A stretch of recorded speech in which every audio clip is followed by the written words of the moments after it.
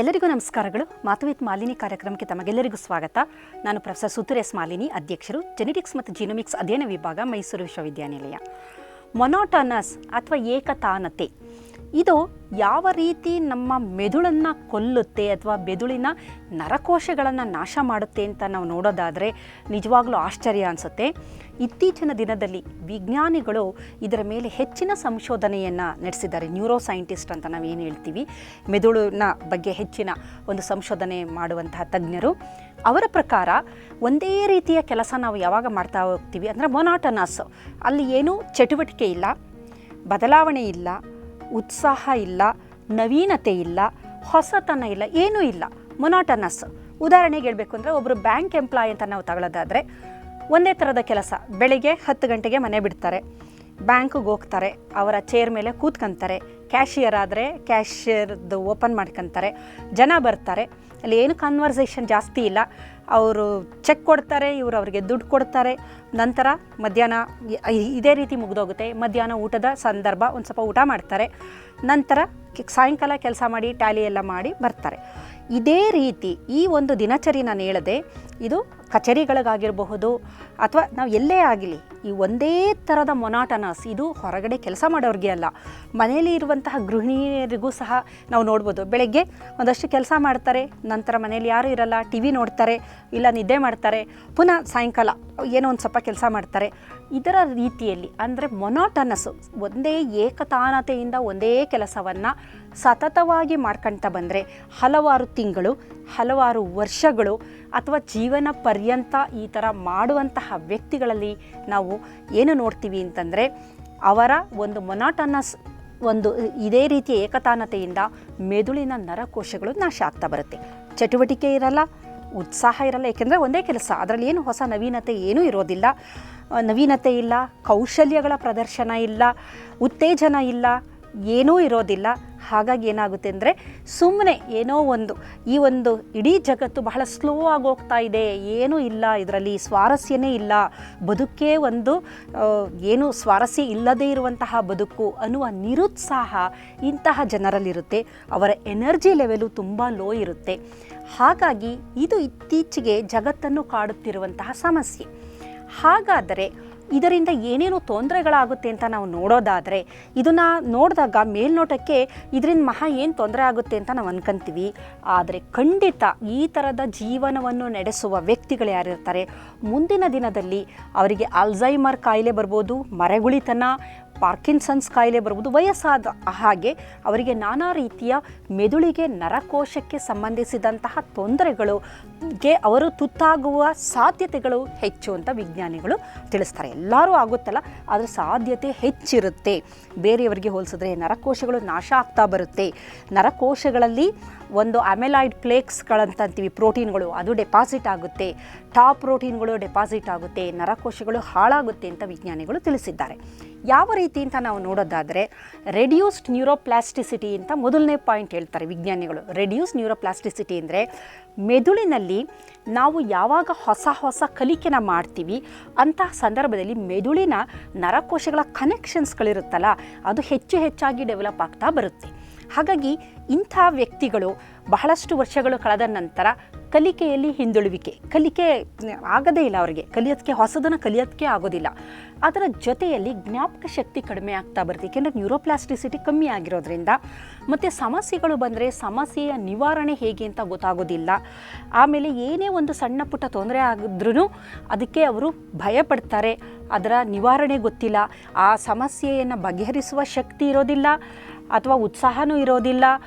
ಈ ರೀತಿಯಾಗಿ ನಾನಾ ರೀತಿಯ ತೊಂದರೆಗಳನ್ನು ಅವರು ಅನುಭವಿಸ್ತಾರೆ. ಕಾರಣ ಅವರ ಒಂದು ನ್ಯೂರೋಪ್ಲಾಸ್ಟಿಸಿಟಿ ಏನಿರುತ್ತೆ ಅದು ಹಾಗೆ ಕಮ್ಮಿ ಆಗಿಬಿಟ್ಟಿರುತ್ತೆ, ನ್ಯೂರೋಪ್ಲಾಸ್ಟಿಸಿಟಿನೇ ಇರೋದಿಲ್ಲ. ಏಕೆಂತಂದರೆ ನಮ್ಮ ಮೆದುಳು ಯಾವ ಥರ ಅಂತಂದರೆ ಅದೇ ಒಂದು ಗಾದೆ ಇದೆ, ಹಾಡ್ತಾ ರಾಗ, ನರಳುತ್ತಾ ರೋಗ ಅಂತ.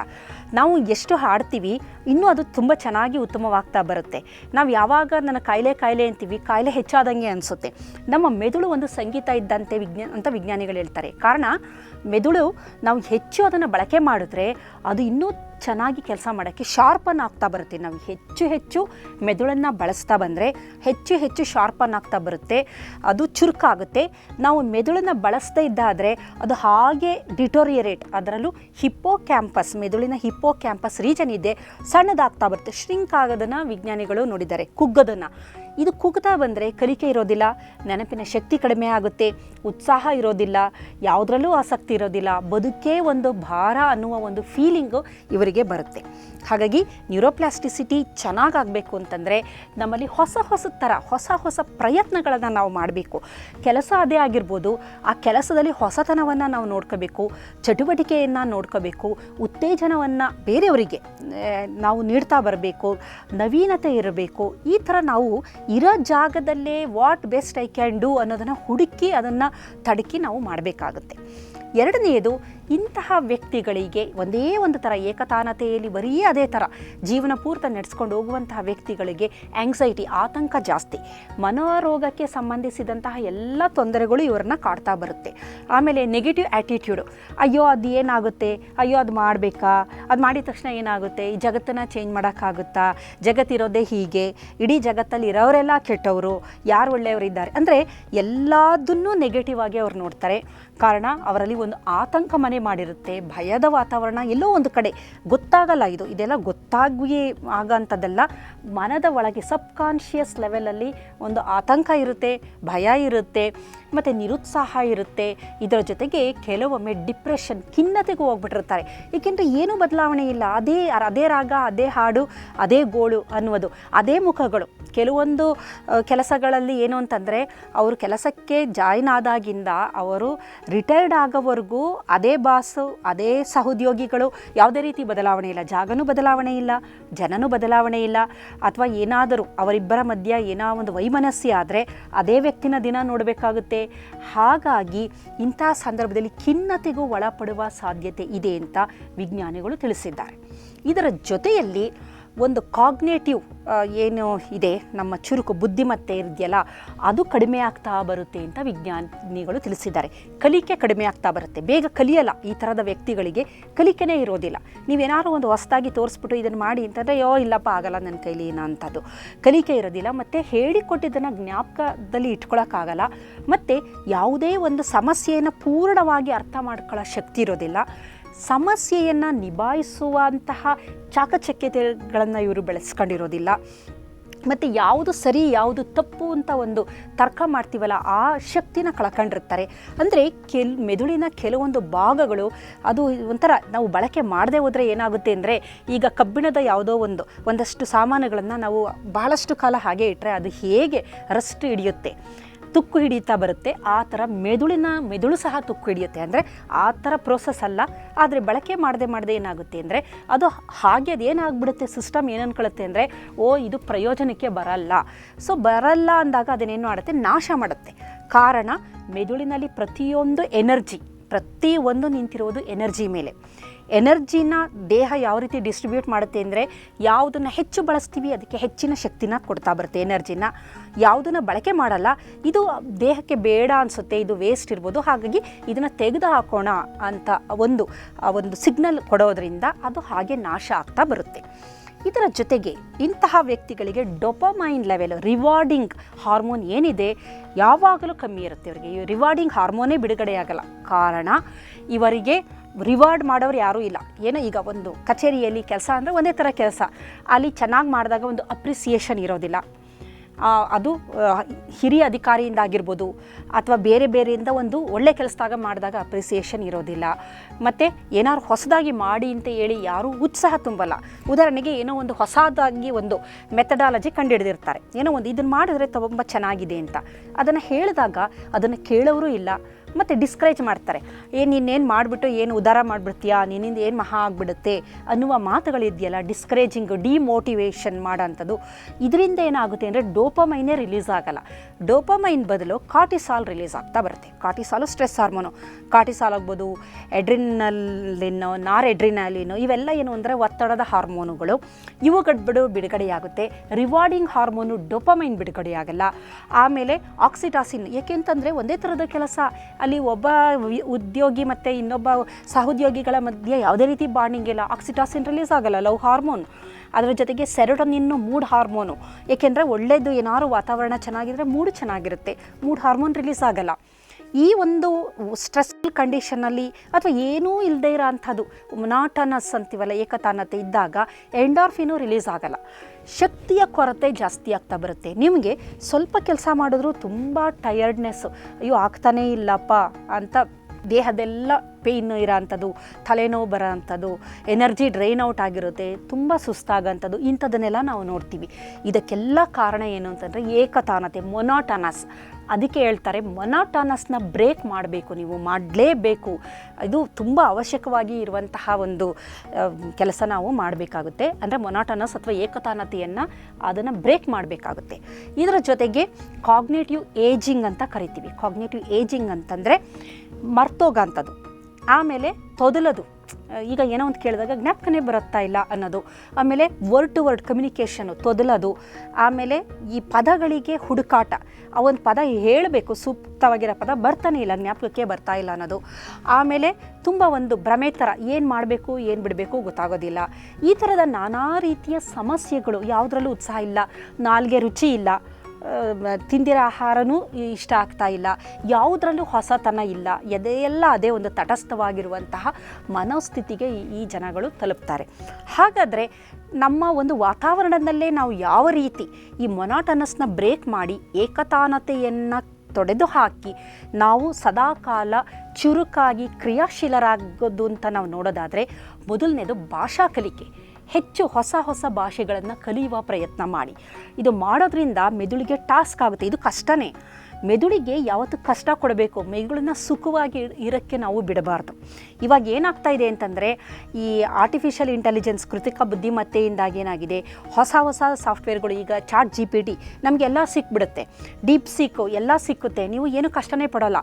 ಇಲ್ಲದಿದ್ದರೆ ಮೆದುಳು ಏನು ಮಾಡ್ತಾಯಿತ್ತು, ಹುಡುಕ್ತಾ ಇತ್ತು. ಈ ಒಂದು ಇನ್ಫಾರ್ಮೇಷನ್ ತಗೋಬೇಕು ಅಂದರೆ ಬೇರೆ ಬೇರೆ ಸೋರ್ಸ್ಗೆ ಹೋಗಿ ಒಂದಷ್ಟು ಹುಡುಕಾಟ ನಡೀತಾ ಇತ್ತು. ಇವಾಗ ಏನಾಗಿದೆ ಅಂದರೆ ಎಲ್ಲ ರೆಡಿ ಟು ಈಟ್ ಅನ್ನೋ ಥರ ಎಲ್ಲ ನಿಮ್ಮ ಟೇಬಲ್ ಮೇಲೆ ಇದೆ, ಯಾವುದೇ ರೀತಿ ಕಷ್ಟನೇ ಇಲ್ಲ. ಮೆದುಳಿಗೆ ಯಾವಾಗಲೂ ಕಸರತ್ತು ಕೊಡಬೇಕು. ಮೊದಲನೇದಾಗಿ ಹೊಸ ಭಾಷೆಗಳನ್ನು ಕಲೀರಿ. ನಿಮಗೆ ಕನ್ನಡ, ಇಂಗ್ಲೀಷು, ಹಿಂದಿ ಬರುತ್ತೆ ಅಂದರೆ ಹೊಸದಾಗಿ ಒಂದು ಸೌತ್ ಇಂಡಿಯನ್ ಲ್ಯಾಂಗ್ವೇಜ್ನ ಪ್ರಯತ್ನ ಪಡಿ, ತೊಂದರೆ ಏನಿಲ್ಲ, ಎಷ್ಟು ಬರುತ್ತೆ ಅಷ್ಟು ಕಲಿಬಹುದು. ಆಮೇಲೆ ಸಂಗೀತವನ್ನು ಕಲಿಯುವಂಥದ್ದು ಬಹಳ ಅದ್ಭುತವಾಗಿ ಇದು ಕೆಲಸ ಮಾಡುತ್ತೆ. ಏಕತಾನತೆಯಿಂದ ಬ್ರೇಕ್ ಬೇಕು, ಕ್ರಿಯಾಶೀಲರಾಗಬೇಕು ಅಂತಂದರೆ ಸಂಗೀತವನ್ನು ಕಲಿಯುವಂಥದ್ದು. ಅದರಲ್ಲಿ ಹೊಸ ಹೊಸ ರಾಗಗಳು, ಅದರಲ್ಲಿ ಬೇಕಾದಷ್ಟು ಇದೆ, ಅದೊಂದು ಸಾಗರ ಅದು. ಅದನ್ನು ಶುರು ಮಾಡಿದ್ರೆ ನಮ್ಮ ಮೆದುಳಿಗೆ ಎಲ್ಲೋ ಒಂದು ಕಡೆ ನಾವು ಒಂದು ಕೆಲಸ ಕೊಡ್ತಾ ಇರ್ತೀವಿ. ಏಕೆಂದರೆ ಕಷ್ಟ ಇರುತ್ತದು, ಅದೇನು ಸುಲಭ ಅಲ್ಲ. ಅದು ಒಂದು ವಯಸ್ಸಾದ ನಂತರ ಇವೆಲ್ಲ ನಾವು ಆ್ಯಕ್ಟಿವಿಟಿಗಳು ಮಾಡೋದಿದೆಯಲ್ಲ, ಇದು ಕಷ್ಟ ಆದ್ರೂ ಕಷ್ಟನೇ ಬೇಕು. ನಮಗೆ ಬೇಕಾಗಿರೋದು ಈಗ ಮೆದುಳಿಗೆ ಸ್ವಲ್ಪ ಕಷ್ಟ ಕೊಡಬೇಕು ನಾವು. ಹಾಗಾಗಿ ಭಾಷೆಗಳನ್ನು ಕಲಿಯುವಂತಹದ್ದು ಬಹಳ ಮುಖ್ಯವಾದದ್ದು. ಇದರ ಜೊತೆಯಲ್ಲಿ ಬಹಳ ಪ್ರಮುಖವಾಗಿ ದೈಹಿಕ ವ್ಯಾಯಾಮ ಬಹಳ ಮುಖ್ಯ ಅಂತ ಹೇಳ್ತಾರೆ. ಏಕತಾನತೆಯಿಂದ ಹೊರಬರಬೇಕು. ಅಟ್ಲೀಸ್ಟ್ ಏನು ಬೆಳಗಿನ ಹೊತ್ತು ಅಥವಾ ಸಾಯಂಕಾಲದ ಹೊತ್ತು ನಾವು ಒಂದು ಪಾರ್ಕಲ್ಲಿ ಒಂದು ವ್ಯಾಯಾಮ ಮಾಡಿದಾಗ ಅಥವಾ ನಾವು ವಾಕ್ ಎಲ್ಲ ಮಾಡಬೇಕಾದ್ರೆ ಒಂದಷ್ಟು ಜನ ಸಿಗ್ತಾರೆ, ಅಂದರೆ ಇಲ್ಲಿ ಏನಂದರೆ ಥಾಟ್ಸ್ಗಳನ್ನ ಬ್ರೇಕ್ ಮಾಡ್ತಾ ಬರಬೇಕು, ಹೊಸ ಹೊಸದ ವಾತಾವರಣನ ಕ್ರಿಯೇಟ್ ಮಾಡ್ತಾ ಬರಬೇಕು. ಇಲ್ಲ ಒಂದು ಯೋಗ ಕ್ಲಾಸಿಗೆ ಸೇರಿದ್ರೆ ಒಂದಷ್ಟು ಜನ ಪರಿಚಯ ಆಗ್ತಾರೆ. ಆಮೇಲೆ ವೀಕೆಂಡ್ಸ್ಗಳಲ್ಲಿ ಅವರ ಜೊತೆ ನಾವು ಬೇರೆ ಬೇರೆ ಸ್ಥಳಕ್ಕೆ ಹೋಗ್ಬೋದು ಅಥವಾ ಧ್ಯಾನ ಮಾಡ್ಬೋದು. ಆ ಥರ ಅಂದರೆ ನಮ್ಮ ರುಟೀನ್ ಏನಿದೆ ಅದಕ್ಕೆ ನಾವು ಬ್ರೇಕ್ನ ಕೊಡ್ತಾ ಬರಬೇಕಾಗುತ್ತೆ. ಎಕ್ಸಸೈಸ್, ಇದರ ಜೊತೆಗೆ ಧ್ಯಾನ. ಇತ್ತೀಚೆಗೆ ಜಗತ್ತು ಕಂಡುಕೊಂಡಿರುವ ಎಲ್ಲ ಕಾಯಿಲೆಗಳಿಗಿರುವ ಏಕೈಕ ಒಂದು ಮದ್ದು ಅಂತಂದರೆ ಧ್ಯಾನ, ಯೋಗ ಅಂತ ಹೇಳ್ತಾರೆ. ಪ್ರಾಣಾಯಾಮನೂ ಸಹ. ಧ್ಯಾನವನ್ನು ಮಾಡೋದ್ರಿಂದ ಈ ಏಕತಾನತೆಯಿಂದ ಬ್ರೇಕ್ ಸಿಗುತ್ತೆ. ನನ್ನ ಒಳಗಡೆ ನಾನು ಹೋಗಿ ನನ್ನನ್ನು ನಾನು ಅರ್ಥ ಮಾಡಿಕೊಳ್ಳುವಂತಹ ಶಕ್ತಿ, ನನ್ನ ಎನರ್ಜಿನ ನಾನು ಕನ್ಸರ್ವ್ ಮಾಡ್ಕೊಳ್ಳೋವಂಥ ಶಕ್ತಿ ನನಗೆ ಬರುತ್ತೆ. ಮೈಂಡ್ಫುಲ್ ಮೆಡಿಟೇಷನ್ ಅಂದರೆ ನಾವು ಮಾಡುವ ಕೆಲಸದಲ್ಲೇ ನಾವು ಒಂದು ತಪಸ್ಸು ಅನ್ನೋ ಥರ ಮಾಡೋದೇ ಆಗಲಿ, ನಾನು ತಿನ್ನುವುದೇ ಆಗಲಿ, ಆಹಾರ ಸೇವನೆ ಆಗಲಿ, ನಿದ್ರೆ ಆಗಲಿ, ಏನೇ ಮಾಡ್ತಾಯಿದ್ರು ಅದನ್ನು ನಾವು ಗಮನ ಇಟ್ಟು ಮಾಡಿದಾಗ, ಮೈಂಡ್ಫುಲ್ನೆಸ್ ಆಗಿ ಮಾಡಿದಾಗ ಅದರಿಂದನೂ ಸಹ ಏಕತಾನತೆಯಿಂದ ನಾವು ಬಿಡುಗಡೆಯನ್ನು ಮಾಡಬಹುದು. ಹೀಗಾಗಿ ಮೆಡಿಟೇಷನ್ ಆಗ್ಬೋದು, ಮೈಂಡ್ಫುಲ್ನೆಸ್ ಆಗಿರಬಹುದು, ಯೋಗ ಆಗಿರ್ಬೋದು, ಅದೇ ಎಕ್ಸಸೈಸ್ ಎಲ್ಲ ಬಂತು. ಇದರ ಜೊತೆಗೆ ಹೊಸ ಹೊಸ ಒಂದು ಮ್ಯೂಸಿಕ್ ಆಗ್ಬೋದು, ಲ್ಯಾಂಗ್ವೇಜ್ ಆಗ್ಬೋದು. ಇದರ ಜೊತೆಗೆ ಹೊಸದಕ್ಕೆ ನಾವು ಒಂದು ಇಷ್ಟಪಡಬೇಕು. ಈಗ ಯಾವುದೋ ಒಂದು ಅಡಿಗೆ, ನಾನೊಂಥರ ಒಂದು ರೀತಿಯಲ್ಲಿ ಅಡುಗೆ ಮಾಡಿರ್ತೀನಿ, ಇನ್ನೊಂದು ಕಡೆ ಅದೇ ಒಂದು ಬಿಸಿಬೇಳೆ ಬಾತು ಇನ್ನೊಂದು ಥರ ಇರುತ್ತೆ. ಇಲ್ಲಿ ಮೊನಾಟನಸ್ಸು, ಇದು ನನ್ನ ಅಜ್ಜಿ ಮಾಡಿದ್ದು ಇದೇ ಟೇಸ್ಟು, ನಮ್ಮ ಅಮ್ಮ ಮಾಡಿದ್ದು ಇದೇ ಟೇಸ್ಟು, ನಾನು ಮಾಡಿರೋದು ಇದೇ ಟೇಸ್ಟು, ಅದು ಮೊನಾಟನಸ್ ಆಯಿತು. ಬ್ರೇಕ್ ಬೇಕು. ಇನ್ನೊಂದು ಕಡೆ ಅದನ್ನು ಬೇರೆ ಥರ ಮಾಡಿರ್ತಾರೆ. ಅದನ್ನು ಇಷ್ಟಪಟ್ಟು ಅನುಭವಿಸುವಂತಹ ಮನಸ್ಥಿತಿನ ನಾವು ತಂದ್ಕೋಬೇಕು. ಅಂದರೆ ಪ್ರತಿಯೊಬ್ಬ ವ್ಯಕ್ತಿನೂ ತನ್ನದೇ ಆದ ವೈವಿಧ್ಯತೆಯನ್ನು ಹೊಂದಿರ್ತಾನೆ. ಅವನು ಮಾಡುವ ಅಡಿಗೆಯಲ್ಲೂ ಸಹ ವೈವಿಧ್ಯತೆ ಇರುತ್ತೆ. ಹಾಗಾಗಿ ಇದನ್ನು ಮಾಡಬೇಕು. ಮತ್ತು ಅದರ ರುಚಿಯಲ್ಲಿ ಸ್ವಲ್ಪ ಬದಲಾವಣೆಗಳನ್ನು ಮಾಡ್ಕೋಬೇಕಾಗುತ್ತೆ. ಇದರ ಜೊತೆ ಸೃಜನಶೀಲತೆಯೂ ಬಹಳ ಮುಖ್ಯ.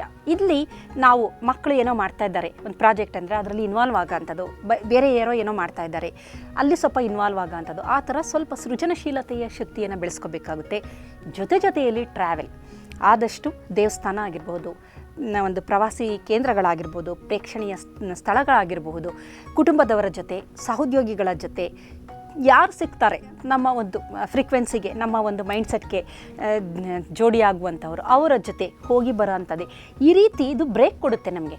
ಹಾಗಾಗಿ ಈಗ ನೋಡಿ, ನಾವು ಹೇಳ್ತೀವಿ ಟೆಕ್ಕಿಗಳು ವೀಕೆಂಡ್ಸ್ ಬಂತು ಅಂತಂದರೆ ಎಲ್ಲೆಲ್ಲೋ ಹೋಗ್ತಾರೆ, ಸುತ್ಕೊಂಡು ಬರ್ತಾರೆ ಅಂತ. ಕಾರಣ ಏನು ಅಂತಂದರೆ, ಅವರು ವೀಕೆಂಡಲ್ಲಿ ಬ್ರೇಕ್ ತಗೊಂಡ್ಲಿಲ್ಲ ಅಂದಿದ್ರೆ ಅವರು ನಿಜವಾಗಲೂ ಹುಚ್ಚರಾಗ್ಬಿಡ್ತಾರೆ. ಅಷ್ಟು ಒತ್ತಡ ಇರುತ್ತೆ ಅವರಿಗೆ.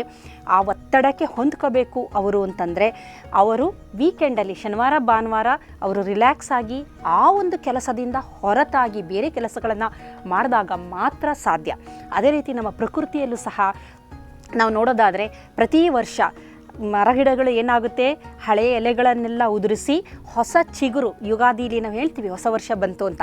ಕಾರಣ ಏನಂದರೆ, ಹಳೆಯದನ್ನು ಬಿಟ್ಟು ಹೊಸದು ನವನವೀನವಾಗಿ, ಅದನ್ನೇ ನಾವು ಹೇಳೋದು ಸೃಜನಶೀಲತೆ ಆಗ್ಬೋದು, ನವೀನತೆ ಆಗ್ಬೋದು, ಹೊಸತನ. ಅದು ಪ್ರಕೃತಿನೇ ಮಾಡ್ಕೊತಾ ಇದೆ. ಪ್ರಕೃತಿನೇ ಒಂದು ವರ್ಷ ಆದರೆ ತನ್ನನ್ನು ತಾನು ಸಂಪೂರ್ಣವಾಗಿ ಬದಲಾವಣೆ ಮಾಡ್ಕೊಳ್ಳುತ್ತೆ. ಆದರೆ ಬುದ್ಧಿವಂತನಾದ ಮನುಷ್ಯನಿಗೆ ಈ ಒಂದು ಸತ್ಯ ಅರಿವಾಗ್ತಿಲ್ಲ.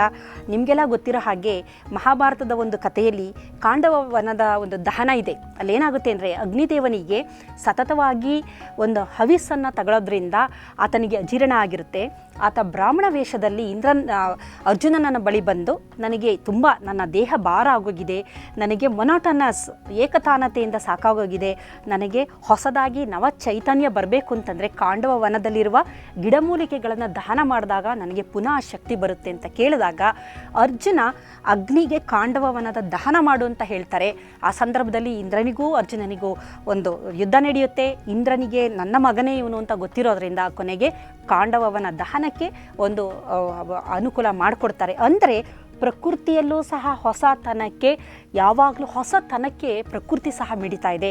ಹಾಗಾಗಿ ಅತಿ ಬುದ್ಧಿವಂತನಾದ ಮನುಷ್ಯನಿಗೆ ಈ ಸತ್ಯ ಅರ್ಥ ಆಗಿಲ್ಲ. ಹಾಗಾಗಿ ಏಕತಾನತೆಯಿಂದ ಹೊರಬಂದರೆ ನಾನಾ ರೀತಿಯ ಆರೋಗ್ಯದ ಸಮಸ್ಯೆಗಳಿಂದ ನಾವು ಮುಕ್ತಿಯನ್ನು ಪಡೆಯಬಹುದು. ನಮಸ್ಕಾರ.